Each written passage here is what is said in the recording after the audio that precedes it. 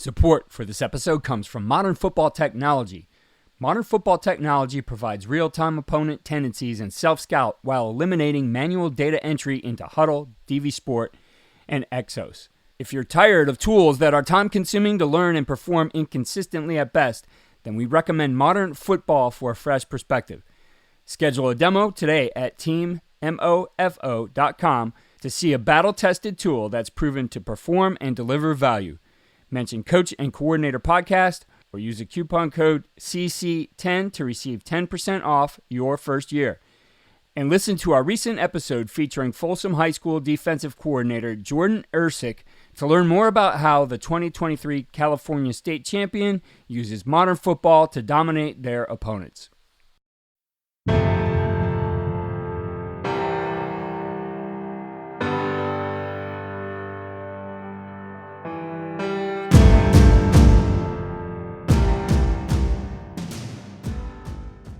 A big one for us that we've utilized is our goal of 50. The number of rushing attempts plus completions at 50 or above. And there's so much that you can unpack with that number in terms of being able to stay on the field. You're able to run the ball, and then passing completions.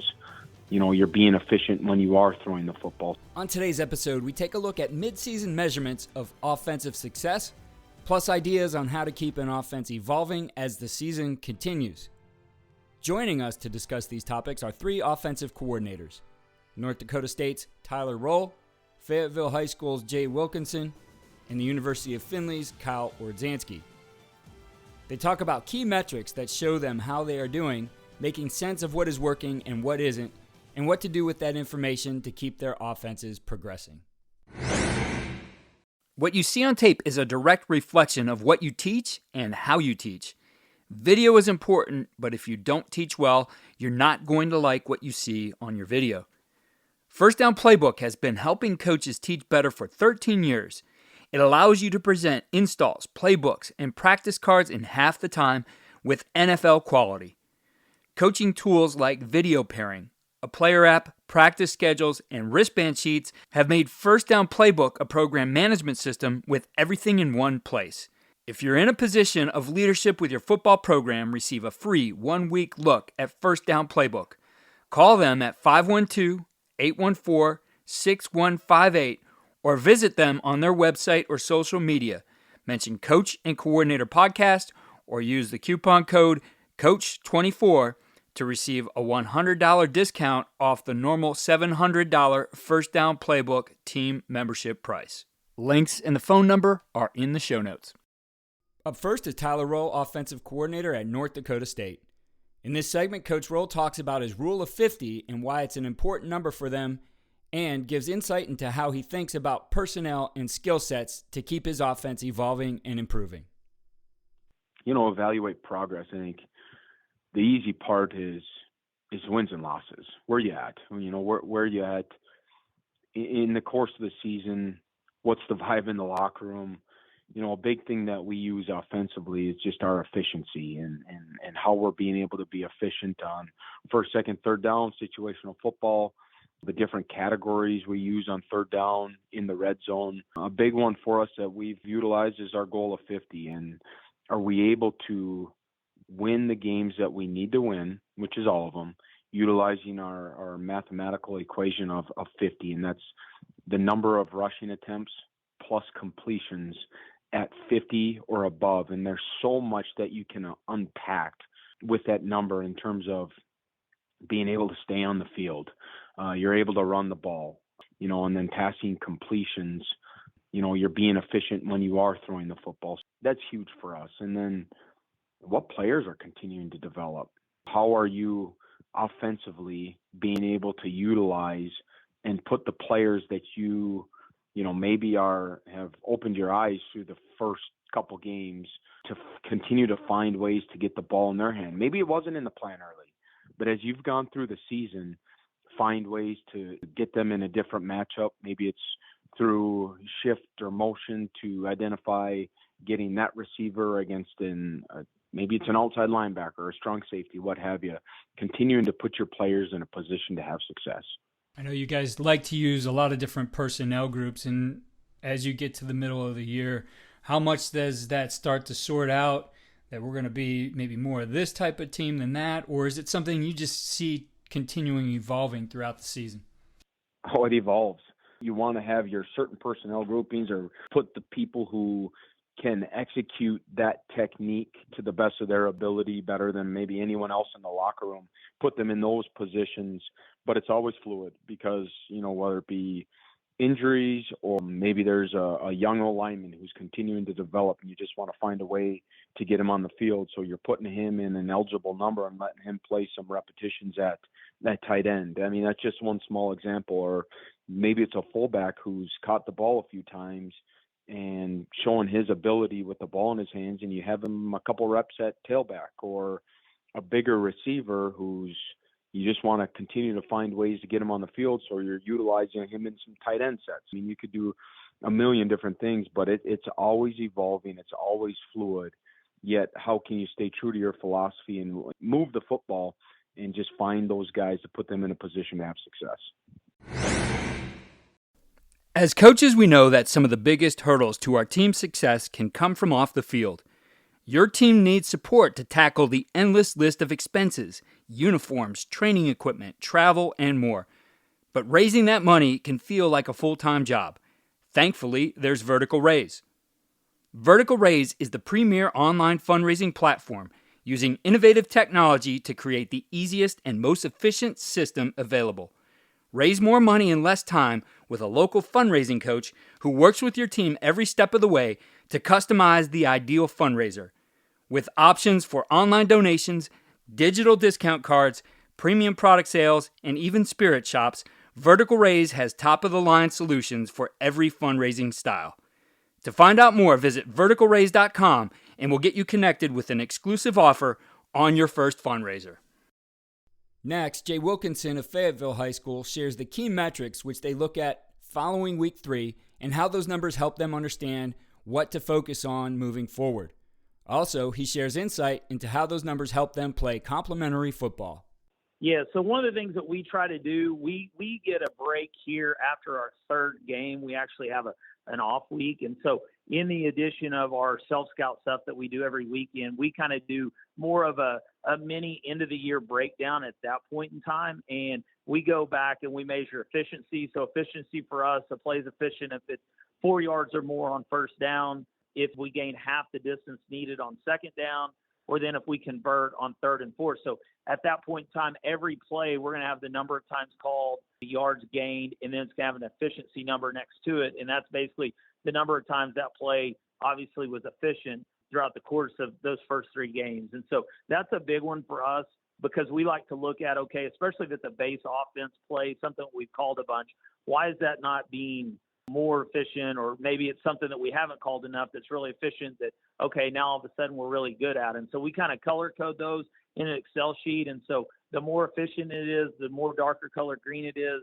and the least efficient it is, it turns a little bit darker red. And so it kind of gives you a gauge as a play caller when you're looking through the charts of, okay, why haven't I called this a lot? And then again, it gives us some really, during that bye week, some really good discussion of, okay, well, maybe, a play is not being very efficient because of the situation we're calling it in, or maybe it's, more efficient to the right than the left based on the offensive line strength. And so that's a really big one that we look at. We also look at explosives. And so for us, just generically, anything 15 yards or more, we tag as an explosive. And so we're always trying to find those explosives. And so again, we're doing an explosive percentage. So how many times has that play been explosive versus the times that it's called? And we kind of label it the same way. The more explosive they are by percentage, it's a little bit darker green, least explosive, a little bit darker red. And so it kind of gives us an idea. And again, that might be by scheme. That might be, hey, we played somebody that wasn't very good, and so we took advantage of them. Or it might be, hey, one of our really good players. And so, again, that's something as coaches we sit down and we talk through all of our explosives, and we try to figure out, going into our, middle of the season type of thing, part of our schedule. It's like, okay, what are the things that we need to do to be explosives? And then the last one that we kind of really look at as far as evaluating plays is negatives and penalties. So we also keep track of those, because I always want to know, especially like on first or second down, what plays am I calling that's putting us into a hole? What plays are going to be a negative?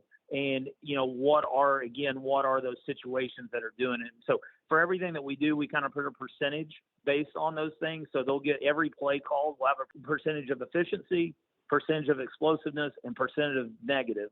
And so we kind of look at those three numbers to kind of redirect maybe our ship going into the middle of the year as far as what direction we want it to go offensively. And then the last thing that we kind of look at is points per play and points per possession. And so we're always kind of trying to keep track of how many plays we run being a no-huddle team. And so what does our scoring output look according to the number of plays that we ran? And then also by possessions, we track how many possessions we get in a game. So we take those points, divide it by possessions. And so we kind of get an average of what we're doing. And so we need to kind of also tailor if we need to play a little faster in some areas, maybe to get some more points on the board, or if we're a really strong defensive team, maybe we need to slow it down a little bit to help those guys out. We're still scoring enough points per possession that we can kind of tailor-made that for ourselves. We finish up with Findlay offensive coordinator Kyle Ohradzansky. Coach Ski talks about relying on their best concepts and the things they do that their players understand, and how they embrace their identity but add a twist to keep the defense off balance. He also talks about the importance of consistency in the game plan for the success of the offensive line. I think part of it goes back to our base and having a variety of things that we can pair together with formations and motions and personnels to put people in a variety of different spots while still doing things that our kids really understand. I think one of the big things that we strive for here is to identify and know exactly who we are, right? What does a defense see us as? And then, a lot of people will talk about, hey, we got to do something different this week because we've done X, Y, and Z all for the last 3-4 weeks. Here we try to identify who we are, what we're doing, and then run exactly to what that is, right? If we're a big power team or a big gap scheme team or a big four verts team, well, let's accentuate that and then do it with a little bit of a twist. Hey, a defensive player has studied film all week and they've seen this key over and over and over again. Well, let's give it to them and then do something with a little bit of a twist to make them think that they're doing exactly what their coach has been asking them to do all week. And it's like, oh, well, it's not that anymore. And so we try to, through our self-scout, identify exactly who we are and what we're doing, and then give it to people with a little wrinkle or a little twist and make them think that they're seeing exactly what they're seeing. And then, hey, here we go. How careful are you in making sure that whatever those twists might be, that it's not a huge departure, especially when you look at the guys up front and what they have to do? That's where I think that we do a good job with identifying what we need in our base offense so that when we install it during camp, hey, it might be week 5, 6, 7 of the season, we can reference back to, hey, guys, remember when we did this during camp? All right, hey, let's adapt this and add this tag. We've done this before.